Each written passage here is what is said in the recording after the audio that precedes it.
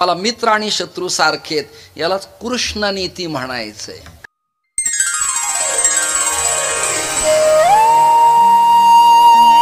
आपल्याकडे 4 संप्रदायात एक संप्रदाय प्रकाश आहे. प्रकाश संप्रदायाचे लीडर, करते धरते, उद्गाते निर्माते श्री आदिनाथ गुरु सकळ सिद्धांचा ऊन होऊन पासून ज्ञानदेवा सार चोजविले. ऐकताय ना? ही परंपरा प्रकाश. दुसरी स्वरूप परंपरा, आपल्या गाडीत मगवा झालेला विषय. स्वरूप परंपरेचे उद्गाते स्वरूप संप्रदाय, अयोध्या मठ, सज्जनगड, डोमगाव हे त्या मठाचे क्रांतिकारी संत आहेत. आणि या परंपरेत रामदास स्वामींचा समावेश आहे. काही बुवांना हे नाही आवडत, पण गाणे शेरशायरी म्हणण्यापेक्षा समर्थांचा श्लोक काही त्यापेक्षा खालचा आहे असं मला वाटत नाही. स्वरूप संप्रदाय ऐकताय ना? मग तिसरा संप्रदाय चैतन्य. यात राघव, केशव, बाबाजी, तुकोबाराय, निळोबाराय ही चैतन्य परंपरा. आणि अजून एक क्रम आहे, त्याचं नाव आनंद सर्व लोकांना मंगल आणि गृहे गृहे. या परंपरेत नारायण, ब्रह्मा, आत्री, दत्तात्रय, जनार्दन, संत एकनाथ महाराजांच्या पासून भारतातली सकल शिष्य संत परंपरा. याला श्लोक सांगतो. आदिनारायण पदम धातारम चात्री सत्पदम दत्तन जनार्दनं चैव एकनाथम नतोस्म्यहम. म्हणजे श्लोकासह तुम्हाला मी स्वच्छ भूमिका मांडली. अशा एका परंपरेनं समलंकृत असलेल्या नाथरायांच्या गाथेतील श्री भगवान शंकराच्या अनेक अवतारापैकी मारुतीचा भाव मांडणारा अभंग मी वेगळ्या पद्धतीनं निवडलेला आहे. सातत्याने गुरुजी संत प्रकरण, नाम प्रकरण, मागणी प्रकरण आणि काला या 2-3 विषयातच वक्ता आणि सप्ताह समाप्त होतो. आपण ज्या मानाने लोकांच्याकडनं घेतो, ऐकताय ना, त्या मानाने नित्य नूतन नवे विषय लोकांच्या समोर देणं गरजेचं असतं. रोज आमच्या रेकॉर्डिंग आणि शूटिंग होतात, तेच लोकांच्या समोर जाऊ नये म्हणून हा एक छोटासा प्रयत्न मी आपल्या समोर केलाय. म्हणून मी हा आजचा अभंग निवडलेला आहे. सुरुवात आपली आता. भगवान विष्णू परमात्म्याचे अवतार मच्छ, कच्छ, वराह, नारसिंह, वामन, परशुराम, राम, बौद्ध आणि कलंक हे अवतार आहेत. कलंकी सह वर्तमान. श्रीमद भागवतानं 24 अवतार प्रतिपादन केले. गर्ग संहितेनं 6 अवतार प्रतिपादन केले. वारकरी संतांनी 2च मानले, राम आणि कृष्ण. मग विठ्ठल या देवतेला कुठे बसवायचं त्याचं उत्तर विठ्ठल पंचक स्तोत्र नावाच्या ग्रंथात गुरुवर्य वैकुंठवासी निवृत्ती महाराज वक्ते आबाणी जो ग्रंथ लिहिला त्यात असं लिहिलं. सुंदर श्लोक आहे. नमः पंढरीनाथाय पंढरी पुरवासीने पांडुरंग प्रकाशाय विठ्ठलाय नमो नमः. म्हणजे पुराणात व्यासानी पांडुरंगाचं वर्णन केलं. हे उत्तर तुम्हाला मिळालं. 18ही पुराणे हरिसी गाती याचं उत्तर तुम्हाला मिळालं. म्हणजे पांडुरंग वैदिक देवता आहे. पांडुरंग ही आचार्यांची देवता आहे. पांडुरंग ही सनकादिकांची देवता आहे. पांडुरंग प्रल्हाद, नारद, पराशर, पुंडलिक, व्यास, अंबरीश, शुकशौनक, भीष्म, दालभ्य, रुक्मांगद, अर्जुन, वशिष्ठ या सगळ्यांची देवता आहे. ही शंकराचार्यांची देवता आहे. ही नाथ पंथाची देवता आहे. ही जगातल्या 4 संप्रदायाची देवता इष्ट असल्यामुळे तुका म्हणे जाते संकाधिक ध्यात ते आमुचे कुलदैवत पांडुरंग. वारकरी संप्रदाय पांडुरंगाखेरीज अन्य देवाला मानतो काय? प्रश्न क्रमांक 1. तुम्ही जागेत ना सगळेजण? मग मानतो का सगळ्या देवाला? हो मानतो. पण तरी त्यांचा अट्टहास असा आहे, एक धरीला चित्ती आम्ही रखुमाईचा पती. दुसरं प्रमाण, एक गावे आम्ही विठोबाचे नाम आणि कापे काम नाही आता न अन्य इति अनन्यता सर्वसंगी विटाला तू एकला आवडसी. बर एको देवो देवकी पुत्र एव म्हणजे एका विठ्ठला खिरीज अन्याला हा संप्रदाय मानतो काय? हो मानतो. मला रामलखन महाराजांचं एक वाक्य आठवतं. आता ते नाही आहे पण वाक्य आठवतं. ते म्हणाले, श्रद्धा सबके प्रति रखो लेकिन समर्पण एक जगह होना चाहिए. वाक्य संपलं. ज्यांना कळलं त्यांना. काही ठराविकच चेहरे माझ्याशी प्रसन्न आहेत, बाकीच्यांना हा खोपडीला त्रास देणाराच विषय. विठ्ठल विठ्ठल विठ्ठल विठ्ठल विठ्ठल विठ्ठल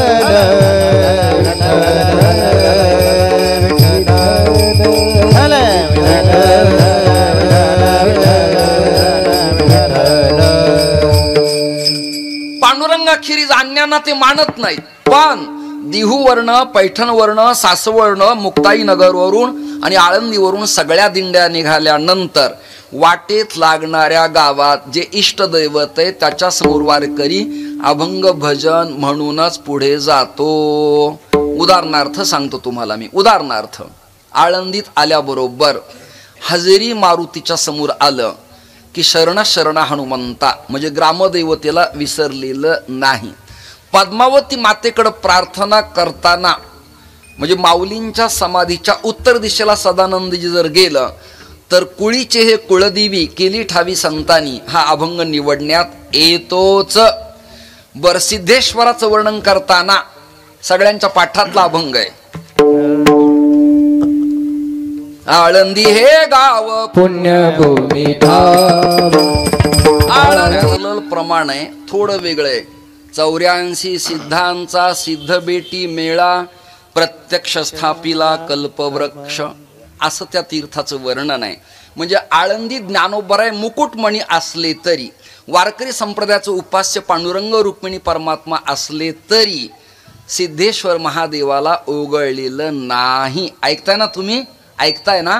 कालभैरवाची प्रदक्षिणा करताना कासिका पुराधिनाथ कालभैरवम भजे हे विसरलेलं नाही.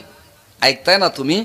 पंढरपुरात जरी तुम्ही राहिलात तरी चंद्रभागा तीर्थ आल्यावर अवघीच तीर्थे घडती एक वेळा आणि चंद्रभागा डोळा देखील या असं म्हटलेलंच आहे. म्हणजे देशकाल परत्वे राजकारणी लोक आपली संघटना, आपलं उद्दिष्ट, आपला पक्ष सोडून इकडे तिकडे जातात. तसं वारकरी परंपरेचं आहे काय? कधी पांडुरंग, कधी गणपती, कधी देवी, कधी कालभैरव, कधी राम, कधी दत्तात्रय, हे असं आहे काय? तर नाही. याचं उत्तर काय? आपल्या भारतीय संस्कृतीत आणि महाराष्ट्रातल्या संप्रदायामध्ये विविधतेमध्ये एकता पाहायला मिळते.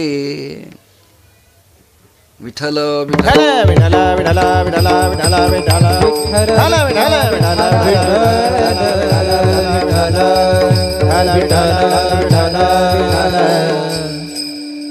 भगवान कृष्ण परमात्म्याचे आणि विष्णूचे अनंत अवतार तुम्ही प्रतिपादन केले. शंकराचे काही अवतार आहेत. शंकराचे काही अवतार आहेत. 2-3 नावं तुमच्या समोर मी सांगतो. कोल्हापूरला जर गेलात तर एक वेगळ्या प्रकाराचा गुलाल आहे आणि तो गुलाल जास्त भडक लाल अशा प्रकाराचा आहे आणि तो उधळला जातो ज्योतिबा तीर्थक्षेत्रात. ज्योतिबा आणि खंडोबा या अश्वावर बसलेल्या दैवता बऱ्याच लोकांना 85 वर्षाचं वय झालं तरी कळत नाहीत. त्याला मूर्ती रहस्यशास्त्राचं ज्ञान लागतं. मग मल्हारी मार्तंड आणि ज्योतिबा यातला भेद कळतो, अन्यथा कळत नाही. ज्योतिबा नावाचं दैवत आहे, त्यालाही प्राधान्य आहे. बरं, कनकगिरी पर्वतात राहणारा देव आहे. कनकगिरी पर्वत यांना जड जाईल जरी नाशिकातले असले तरी. जेजुरी गडावर राहणारा जो देव आहे त्याचं नाव मार्तंड भैरव आहे, खंडेराया. त्याची धर्मपत्नी आहे ती महाळसा आणि अजून एक आहे तिचं नाव बाणू. हे पूर्वीच आहे गुरुजी, यात काही वेगळं नाही आहे. एखाद्याच नशीब असतं, हे सगळ्यांना शक्य नाही. विठ्ठल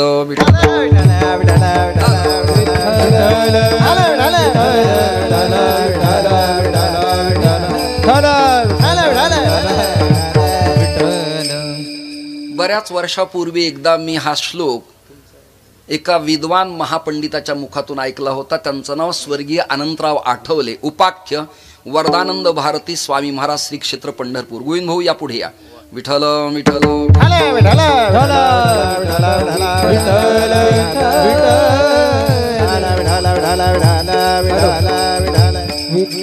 बसा.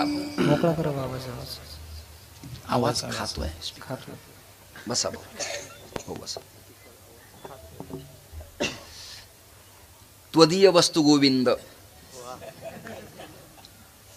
तुझी वस्तू तुला समर्पित. गोविंदाच्याच असीम कृपेनं श्री भगवान शंकराच्या अवताराची मीमांसा मी वर्णन करतो. तो श्लोक असा आहे, ज्यांचं ज्यांचं कुलदैवत खंडोबा आहे त्यांना हा श्लोक अत्यंत फलदायी बरं का. केवळ हळद उडवणं म्हणजे खंडोबा नाही. केवळ धर्मपत्नीला घेऊन 4 पायऱ्या चढणं म्हणजे खंडोबा नाही. कोटंबा भरणं म्हणजे खंडोबा नाही. चांग भले म्हणणं म्हणजे खंडोबा नाही. जागरण गोंधळ केवळ करणं म्हणजे खंडोबा नाही, तर खंडोबा ही पूर्ण भूमिका अशी आहे. जेव्हा इस्लामांचे आक्रमण झाले तेव्हा त्यांना जेजुरी उडवण्याचा प्रयत्न त्याने केला, सुरुंग लावला आणि पाषाण ब्लास्ट करून गड उडवावा अशी त्यांची भूमिका होती. हा पुरावा मी आपली संस्कृती नावाच्या ग्रंथातला माऊलीसूत प्रकाश यांच्या लेखातला देतो आहे. हल्ली मुद्द्याविना कॅमेऱ्यासमोर बोलणं जड आहे. विठाल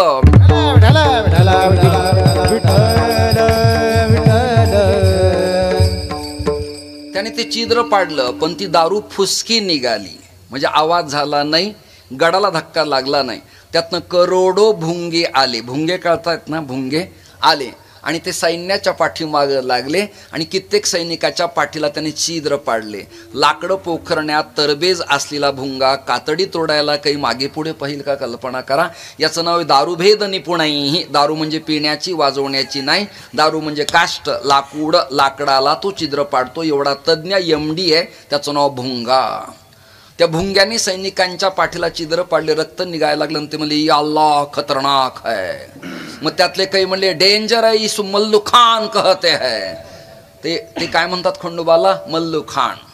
असा खंडोबा सामान्य देव नाही, बड्या बड्यांचे मुर्दे पाडणारा हे भारतीय संस्कृतीचं वैभव आहे. लक्षात जरा मधून अधून धर्मासाठी टाळ्या वाजवा, जिवंत राहा. आक्रमण होत आहेत, अति आक्रमण होत आहेत, नालायक काही काही बोलतात. आज एक बोंबलला म्हणजे काही हत्या करताना मनुवाद्यांची प्रेरणा मिळाली. तुझे काय झक मारत होते का त्या टायमाला? विठाला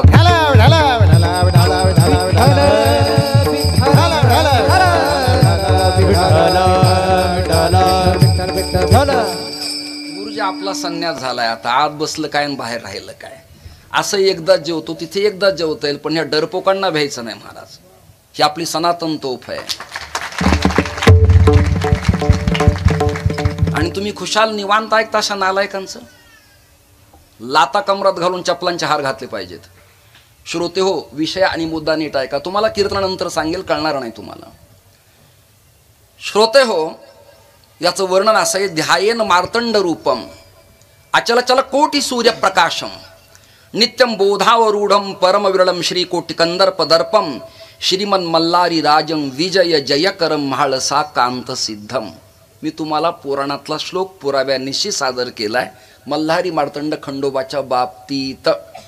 या श्लोकाचा संदर्भ घेत महाराष्ट्रातल्या संतांनी त्यावरती प्रमाण लिहिलंय. अहं वाघ्या सोहं वाघ्या प्रेमनगरा वारी सावधुनी भजनी लागा देव करा कैवारी. खंडोबा या देवतेला मानलेलंच आहे. बर, छत्रपती शिवरायांचा अवतार हा शिवावतारच आहे. याला पुरावा काय? प्रतिपचंद्र लेखेव वरदे विष्णुवंदिता शाहसिनोस्य वशेषा मुद्रा भद्राय राजते. ही मुद्रा आहे. इंद्रजमी जंब पर वाडव सदंब पर रघुकुल राज पर सिर शिवराज है. शेर आहेत ते आणि तो छावा आहे, ती ताकद आहे. म्हणून आम्ही आतापर्यंत सिरियल सिनेमाला विरोध आम्ही केले धर्मसभेत, पण आता तुम्हाला सांगतो छावा अवश्य पहा. कशा काहींना मिरच्या लागल्या पाहतो ना आपण. छावा पहा जरा, किती ताकदीचा आहे पहा. मी तर माझ्या सप्त्यात शिवरात्री 2दा छावा दाखवला मस्तपैकी, आणि मी पाहिला, फक्त तो एकट्याने पाहिला.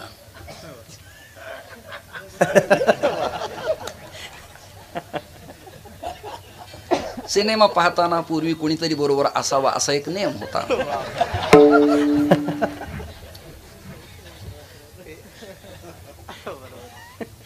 पण आता त्याला नाविलाज आहे. श्रोते हो, शिवरायांचा अवतार भगवान सदाशिवाचाच म्हणजे शंकराचाच. ज्योतिबाचा पाहिला, खंडोबाचा पाहिला. जे अष्टभैरव आहेत, रुरु भैरव, बालभैरव, असितांग भैरव, रुद्र भैरव, हे सगळे एकूण भगवान शिवाचेच अवतार आहेत. 84 लक्ष जे योगी आहेत ते भगवान शिवाचेच अवतार आहेत. भूते वेताळी नाचती हे सदस्य सगळे शिवाच्याच टीममध्ये कार्य करणारे राज्यस्तरीय देव आहेत. मी कॅबिनेट नाही म्हणत, राज्यस्तरीय दैवत यांनाही मान्यता आहे. वारकरी परंपरेत आपल्या संप्रदायाचं गुरुपीठ श्रीमन निवृत्तीनाथेती ख्यातम दैवतमाश्रयेत. निवृत्तीनाथ दादा सुद्धा भगवान शंकराचाच अवतार आहे, सदाशिवाचा अवतार. स्वामी निवृत्ती दातार, दातार म्हणजे देणारा, दातृत्व गुण असं लिहिला. हा अवतार आहे. शंकराचे अनेक विध अवतार आहेत, त्यापैकी मारुतीराय कितवा अवतार आहे या बाबतीत आपली समीक्षा चालली आहे. अभंगाकडे बरोबर बोलतोय ना मी. मारुती हे कितवे अवतार आहेत. नाशिकात आणि त्रिंबकात मागे एबीप माझाला मी काही चकमक पाहिली होती विद्वानांच्या धर्मसभेमध्ये. कुणी शब्दांचा वर्षाव करतंय, कुणी आक्रमक होतंय, तर कुणी एकामेकावरती तुटून पडतंय असं संभाषण मी ऐकलं होतं. आपल्याला काही त्याचं निमंत्रण नव्हतं आणि विना निमंत्रणाचं हळकुंड लावून पिवळं माणसानी होऊ नये म्हणून मी काय आलो नाही. आणि वाद होता, हनुमंताचा जन्म किष्किंधीला झाला की हनुमंताचा जन्म नाशिकातल्या अंजनेरी पर्वतावरती झाला. याचं सोपं उत्तर संत प्रमाणाने तुम्हाला मी देतो. ऋषमुख पर्वती अंजनी तपकरी आणि तोषला अंतरी सदाशिव प्रमाण झालं. ऋषमुख म्हणजेच तो पर्वत आणि त्या पर्वतावरती अंजनी तपश्चर्या केली. ऋषमुख पर्वती अंजनी तपकरी तोषला अंतरी सदाशिव. सदाशिव म्हणजे भगवान शंकरच प्रसन्न झाले अंजनीच्या तपासाठी आणि महारुद्र आले पोटी. हे डिटेक्ट झालं, पक्क झालं. स्कॅनिंग केल्यावर रोग निदान व्हावं तसं प्रश्नाचं उत्तर आपल्याला मिळालं आणि ते उत्तर आहे भगवान शंकरच अंजनीच्या उदरी उदयाला आले. एक अभ्यास बर का. पुढचा अभ्यास असा आहे, मारुतऱ्यांच्या बाबतीत अजून एक प्रकरण वायुसंहिता नावाच्या ग्रंथात आले. कोणता ग्रंथ आहे? वायुसंहिता. वायू आकाश मार्गाने चालला होता आणि हवा सोडणं आणि कंट्रोल करणं हे कॅबिनेट खातं त्याच्याकडं होतं. तेव्हा काही भाऊ कदम नव्हते, चला हवा येऊ द्या म्हणायला. तर ती हवा त्यांनी सोडली. ऐकताय ना? जसं मी त्यांना पंख्याचा आवाज आणि हवा सोडा म्हणालो, पण कमी स्पीडने सोडा. पण वायूच्या हातात वेग असल्यामुळं वायूनं आकाशमार्गानं जाताना नाशिक मंडलात एवढी हवा सोडली की पर्वतावर तपश्चर्या करणाऱ्या अंजनीच्या अंगावरचं पांढरं वस्त्र ढळलं, हाललं, सुटलं, सटकलं. ऐकताय ना तुम्ही? ऐकताय ना? आणि त्या स्वरूपाला पाहून त्या अंजनीचं स्वरूप प्रकरसेन मदाह यस्याह साह इति प्रमदाह. संस्कृत तुम्हाला झेपणार नाही, मराठी देखणं होतं. कसं होतं? देखणं. त्या स्वरूपाला पाहून वायू वेडापिसा झाला आणि मग नेत्रोन्मीलन झालं. नाही कळत ना? डोळ्यानी डोळ्याला न्याहळणे. कामशास्त्रमिदं प्रोक्तम एवं वदती भारत. कासवी पिलांना पाजत नाही, पहातेन पिलं तृप्त होतात. सारस नावाचा पक्षी सारसी नावाच्या पक्षिणीशी उपभोग भोगत नाही, तर वायू मार्गानं तिला गर्भधारणा होते. तुम्हाला 2 दृष्टांत दिले. तसं नेत्राणी नेत्राला पाहण्यास सुद्धा प्रेमउदय होतो असं शास्त्रकाराचं मत आहे. नीट ऐका बरं का, स्टडी करतोय मी. डोळ्याने डोळ्याला पाहिलं आणि मग गायत्री तयार झाली. अंजनी सुताय विद्महे अंडरलाईन वायुपुत्राय धीमहि तन्नो हनुमंत प्रचोदयात. असं संमिश्र जीवन असलेले मारुती भगवान शंकराचा एक्झॅक्टली कितवा अवतार आहे त्याचं उत्तर अभंगाच्या पहिल्या चरणात दे. रुद्र अवतार. व्यक्ती वारल्यानंतर त्याला जेव्हा खांद्यावरती धरतात आपण पाहतो ना, तर त्याला एक मुलगी असती बघा, लेख हवा अशी मारणारी. पण आता मी संन्यास घेतल्यामुळं हवा मारणं हा प्रकार मला नसतो. मला आणि यांना खड्डा करून खाली घालावं लागतं.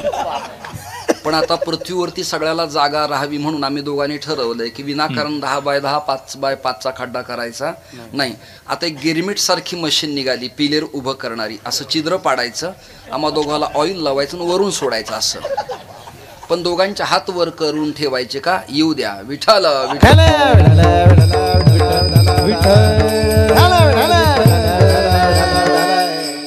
ते खूप प्रेमळ लेकरू. त्याला वाटलं मला गरमायला लागलंय. अरे गरमतय पण करमतय मला.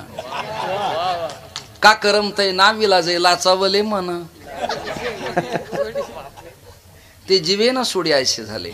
छानच. एक तालात बऱ्याच बुवांना म्हणता येत नाही आणि एक तालात बऱ्याच पखावज वादकाला वाजवता येत नाही. जनरली ते 10 धीना 10 तीना हा धाग दिना का धागे ना 10 असा दादरा वाजवतात आणि तो 6 मात्रेतला असतो. न जमल्यामुळे ते 6 दोन्ही 12 करतात. पण ती वजन भूमिका एक तालाचीच आहे. धिन नात्र तू ना कथा धगड धेना धिन हा एक ताल आहे, मात्रा 12 आहेत. बऱ्याच लोकांचं मातीर झालं पण मात्रा वाजवता आल्या नाही. तर तुम्ही म्हटल्याबद्दल तुम्हाला मी धन्यवाद देतो. छान छान. आणि ऐका, या तालाला पोषक राग आहे. हा राग, याच रागात हा प्रमाण म्हणावं लागतं. रुद्र 11वा अवतार करी दुष्टांचा संहार. गोविंद भाऊ आणि गुरुजी, माझ्या लहानपणी माझे वडील म्हणाले, जरा ग्रामीण भागात नडलंय, मला जायचंय संभाजीनगरला आणि तू जाऊन मारुतीची पूजा करून ये. मला नाविलाज होता, वडिलांची आज्ञा शिरसावंदे मानावी लागत होती. वारकरी अधिक वैदिकता घरात असल्यामुळे ते मला म्हणाले, जा आणि मारुतीचा अभिषेक करून ये. मी आळंदीहून नुकताच आलो होतो श्रीकांत भट्ट चितळ्यांच्याकडनं शिकून. ग्रामीण भागातले बिचारे प्रेमळ लोक ते मला म्हणाले, लवकर या. मी लवकर गेलो. म्हणले करा सुरुवात. म्हणलं करतो. मग थांबलात का? म्हणलं 11 ब्राह्मण यायचेत, 11 जणांनी आवर्तन म्हणायचे. तुम्हाला 11 नाही आले आणि 5वर ॲडजस्टमेंट होत नाही का? मला ॲडजस्टमेंट करता येते, पण माझा एक दृष्टांत ऐकतो का? तो म्हणला ठीक आहे. मग त्याच्या सुनेकडे मी गेलो. गेल्यानंतर तिला म्हणलं, बाई मला पोहे मला खायला छान कर तुझ्या हातचे. कांदा टाकू नकोस पण पोहे कर. जिरे टाक, मोहरी टाक, तिखट मीठ प्रमाणात टाक, पण फोडणीला तेल तूप वापरू नकोस. ती म्हणाली, मग फोडणी कशी देऊ? म्हणलं ऑइल टाक किंवा ग्रीस टाक. दृष्टांत नाही कळला तुम्हाला? ती म्हणी, बाई माझ्या पप्पांनी आजोबांनी काकांनी सुद्धा माझ्या आजीने सुद्धा असा पोह्याचा प्रकार केला नव्हता. हे तुझ्या सासऱ्यांना तू सांग म्हणालो. घरच्या घरीच इंजेक्शन द्यावं लागतं, बाकीकडे जायची गरज नसती. कळलं का? तिथे 11च लागतात, कमी चालत नाहीत. फार शहाणे लोक आहेत. एकाने मला विचारलं, जर पत्नी नसली तर पतीनं पूजेला बसल्यावर काय करावं? म्हणलं सुपारी लावावी, जुना नेम आहे. रामचंद्राची सीता नसताना रामानं यज्ञ केला होता, लवकुश रामायण गात आले होते. तेव्हा राम श्रीमंत असल्यामुळं त्यांनी सुवर्णाची सीता केली होती. रामा एवढा तू श्रीमंत अजिबात नसल्यामुळं सुपारीवर भागवा असा त्याला मी सल्ला दिला. कळते ना तुम्हाला? सोन्याची सीता बायको करू शकत नाही म्हणून सुपारी लाव. तो पुरोगाम्यांच्या अवलाद होता.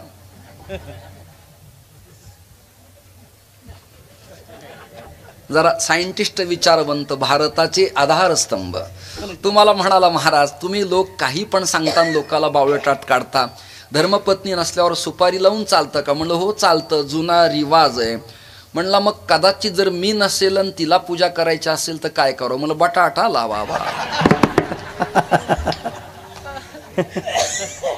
काही मूर्खासारखं विचारतात.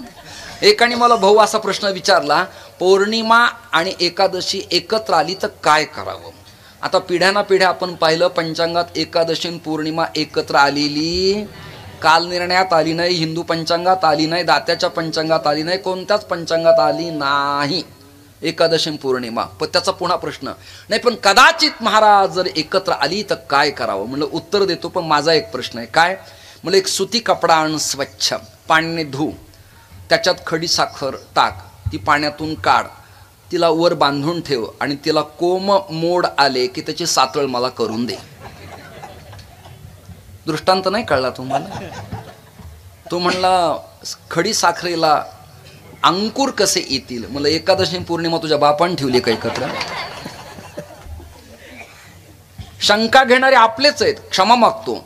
ख्रिश्चन बांधव बायबलवर शंका घेत नाहीत, इस्लाम सिया सुनी कुराणावर शंका घेत नाहीत, गुरु गोविंद सिंग साहेबा ग्रंथावर सिख बांधव शंका घेत नाहीत. राम सीता कृष्णावर शंका घेणाऱ्या आपल्याच अवलादी, त्यांच्यापासून सावध राहावी.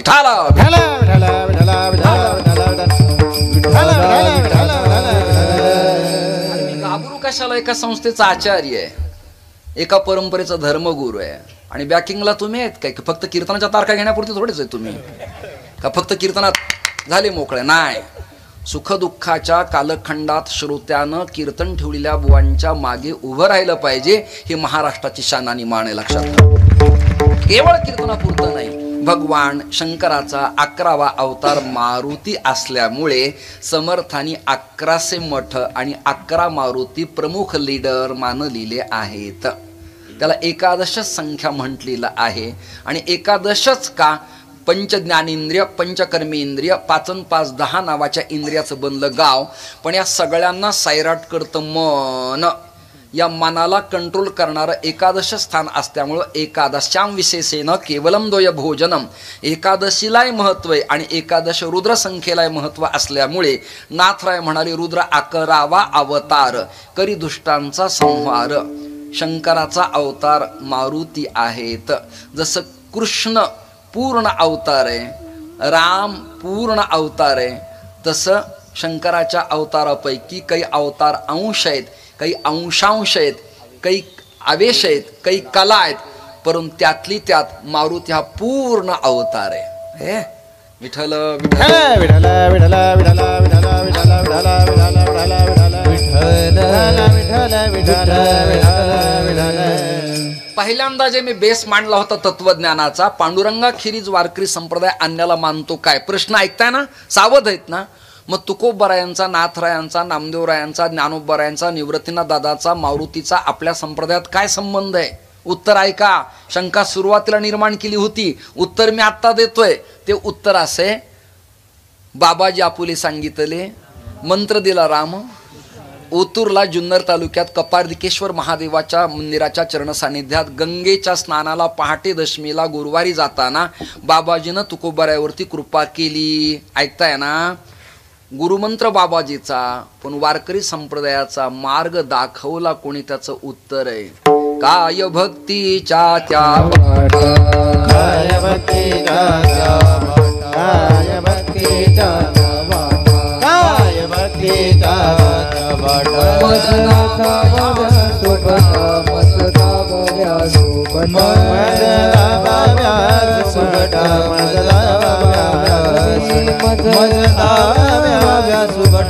म्हणजे काय? भट म्हणजे ब्राह्मण, भट्ट म्हणजे निष्णात ज्ञानी, भट म्हणजे विमुक्त जाती जमातीतला, पण सुभटा म्हणजे वैष्णव. भाव कळला ना तुम्हाला? सु म्हणजे उत्तम वैष्णव, त्याचं नाव सुभटा. जरा आजामेळाचं उपाख्यान श्रीमद भागवतातलं शुकदेवानी राजा परीक्षितला सांगितलेलं काढा. त्यांनी सांगितले, द्वादशेतानी वै, आम्ही द्वादश वैष्णव सुभट आहेत, असं यमधर्मराज आजामेळ्याला सांगतो आहे. विषय समाप्त. सुभटा म्हणजे देखना वैष्णव, परमार्थ पथदर्शक. आता संगती ऐका. वारकरी संप्रदायाचे गुरु कोण आहेत? वैष्णवानाम यथा शंभू, आदिनाथ गुरु सकळ सिद्धांचा. एका जनार्दनी वैष्णव शिरोमणी महादेव, शिरोमणी महादेव, शिरोमणी महादेव. एका जनार्दनी वैष्णव शिरोमणी महादेव, शिरोमणी महादेव, शिरोमणी महादेव.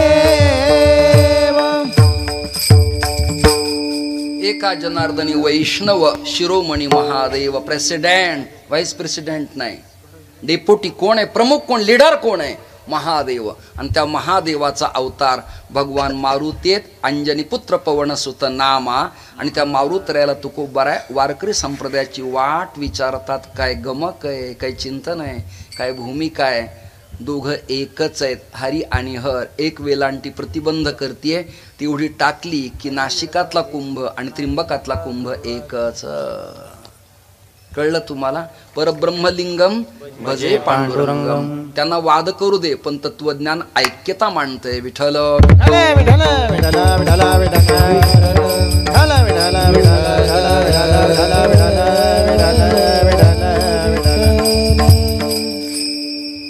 म्हणून रुद्र 11वा अवतार, करी दुष्टांचा संहार. रुद्र 11वा अवतार, मला वाटतं यावरच आपली आतापर्यंत चर्चा चालू आहे. त्याचा उत्तरार्ध आहे करी दुष्टांचा संहार. ही देवता दुष्टांचा संहार करते काय? आता शंका आणि समाधान. संहार दुष्टांचा करते, त्याला देव म्हणावं का? आईला धाकटा मधला हा पुत्रच असतो ना, पुत्रच असतो ना. तिच्यात मतभेद कसा असेल की थोरला कमवतो, धाकटा जरा नाजूक आहे, मधल्याची जरा पाथर्डी नाक्याला स्ट्रॉंग प्रॉपर्टी आहे. असा मनात भेद तिच्या असू शकत नाही. आणि भेद असेल तर मातृत्व पदाला ती लायक असू शकत नाही, ती आईच असू शकत नाही. वाद नीट ऐका, चिंतनीय भूमिका माझ्या नीट ऐका. जरा कंटाळवाण आहे, पण या स्टडी करणाऱ्या अभ्यासू लोकांना तत्वज्ञानाची मेजवानी या अभंगाच्या माध्यमातून देण्याचा मी प्रयास आणि प्रयत्न करतो आहे. दुष्टांचा संहार करतो त्याला देव कसं म्हणावं? कारण भगवद्गीतेत अर्जुनाला भगवान असं म्हणतात, समशत्रोच मित्रे तथा मानापमानयोः शीतोष्ण सुख दुःखेषु समसंग विवर्जितः. मग उभा राहिलेल्या अर्जुनाला, कृष्ण या देवतेला दुर्योधन आणि अर्जुन समानच भासायला हवे होते.